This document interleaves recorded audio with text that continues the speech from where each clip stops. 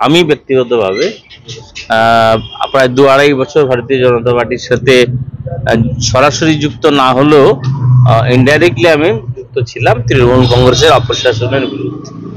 এনাদের যে লড়াই, এনারা রাজ্য বিধানসভার মধ্যে দাঁড়িয়ে বাইরে বিভিন্ন ক্ষেত্রে সন্দেশখালী ইত্যাদি ক্ষেত্রে এনাদের লড়াই একটা মাত্রায় নিয়ে গেছে বাংলার রাজনীতিকে, যে কথা আমি না বলেও পারবো না। আমার অত্যন্ত শ্রদ্ধেয় আপনজন, উনি যার জায়গায় তিনি কন্টেস্ট করবেন, দিলীপ দা ঘোষ, তিনি রাজ্যের সভাপতি ছিলেন, তিনি এই জেলারই মানুষ, অবিভক্ত মেদিনীপুর জেলার মানুষ। দিলীপ দার আশীর্বাদ উনি প্রথম গ্রহণ করেছেন আজ সকালে, এটাই হচ্ছে সব থেকে বড় জিনিস। তিনি তার জায়গায় যাচ্ছেন, দিলীপ দাকে পার্টি মনে করেছে আরেক জায়গায় যেতে হবে। কাল যদি পার্টি আমাকে বলে যে আপনি মেদিনীপুর লোকসভায় গিয়ে অগ্নিমিত্রা পালের জন্য প্রচারের কাজে যুক্ত হন, সে কাজও আমাকে করতে হবে। স্বাভাবিক কারণে অগ্নিমিত্রা পাল একজন পরীক্ষিত মানুষ, তিনি অত্যন্ত যোগ্য। আর মেদিনীপুরের মাটি, এটা স্বাধীনতা সংগ্রাম আপনারা যদি শুরু করে দেন, আমাদের অবিভক্ত মেদিনীপুর, আগে আমরা 5 ঘন্টা 6 ঘন্টা এখান থেকে কাঁথি থেকে মেদিনীপুর পৌঁছতাম। এখনো আমার পেছনে যিনি দাঁড়িয়ে আছেন, তিনি কাঁথি দক্ষিণের বিধায়ক। তিনি জানেনই না, তিনি বিজেপিতে জয়েন করেননি, তার বিরুদ্ধে মেদিনীপুর শহরে নাকি দিলীপ ঘোষের নেতৃত্বে একটি ডেপুটেশনে তিনি নাকি মারামারি করেছেন, police warrant of arrest notice পাঠিয়ে দিয়েছে 19 সালের কেস। পশ্চিমবঙ্গে রুল অফ ল নেই, নাম্বার 1।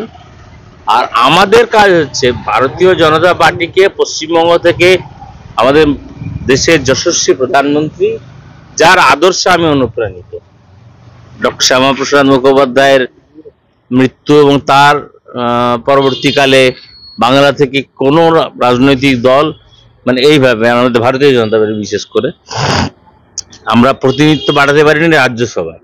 বিধানসভায় 2 জন ছিল, দিলীপ দা আর আমি তো একই সাথে ছিলাম, বিধানসভায় কাজ করেছি। দিলীপ দা বরাবর, আর আমি আর দিলীপ দা আর আমরা 2 জন খোলাখুলি থাকতাম সব সময়, কি বিধানসভায় পরবর্তীকালে লোকসভায় আমরা 2 জন একাত্ম হয়ে থাকতাম। যাই হোক, সে সুযোগ পাবো, দিলীপ দাও সাংসদ থাকবেন, উনিও সাংসদ হয়ে যাবেন, আর আমি প্রাক্তন সাংসদ হিসেবে তো সেন্ট্রাল হলে যাওয়ার অধিকার আমার থাকবে। জুস খাবো এনাদের সাথে বসে, গল্প করবো। আগে জিতিয়ে নিয়ে যাওয়াটা তো বড় কাজ। এই মেদিনীপুর জেলার যে 5টি সিট অবিভক্ত জেলার, কাঁথি, তমলুক, ঘাটাল, ঝাড়গ্রাম, মেদিনীপুর, এই 5টা সিটকেই আমরা মোদিজিকে উপহার দেব। 35-এর নয়, এটা আর একটু বেড়ে যাবে। যত না দিনগুলো এগিয়ে আসবে, আপনারা দেখবেন এর সংখ্যাটা অনেক অনেক বৃদ্ধি পাবে। মোদিজির প্রত্যাশা 42, তিনি তো পরিষ্কার বলেই গেছেন আমার 42-এ 42 চাই, আর এর মধ্যে কোনো ভাবার কিছু নেই। ভারতীয় জনতা পার্টির গেরুয়া এই ঝান্ডা দেশকে অনেক উচ্চতার আসনে আরো বিশ্বের দরবারে পৌঁছে। আর ইনি হচ্ছেন তার মধ্যে একজন অন্যতম ব্যক্তিত্ব হবেন, একজন মহিলা হিসেবে লোকসভায় দাঁড়িয়ে ভ্রষ্টাচারী যে সরকার, এই সরকার যে নারীঘাত সরকার, বিশেষ করে যে মুখ্যমন্ত্রী, বাংলার মুখ্যমন্ত্রী, যিনি মহিলাদের প্রতি যার অবিচার, তিনি মহিলা হয়েও আজ সন্দেশখালী একদিন যাওয়ার দেখাননি। বকটুইর ঘটনা, বকটুইতে যেভাবে পুড়িয়ে সংখ্যালঘু মানুষকে মারা হয়েছে, সেই সব ঘটনায় যে, আর তিনি openly floor of the house বিধানসভার মধ্যে উনি বলছেন যে আমি শাহজাহান একজন সমাজসেবক, ভালো মানুষ। এরপরও লজ্জা রাখার জায়গা নেই। বাইরের সাংসদরা যখন কথা বলে, সাউথ বা অন্য জায়গা, সাউথের লোকেরা একটু অ্যান্টি বিজেপি মনোভাব থাকে তাদের মধ্যে, তারাও যখন প্রশ্ন করে তো what is going on that Bengal, অতএব আমাদের শেষানো কথাবার্তা হচ্ছে।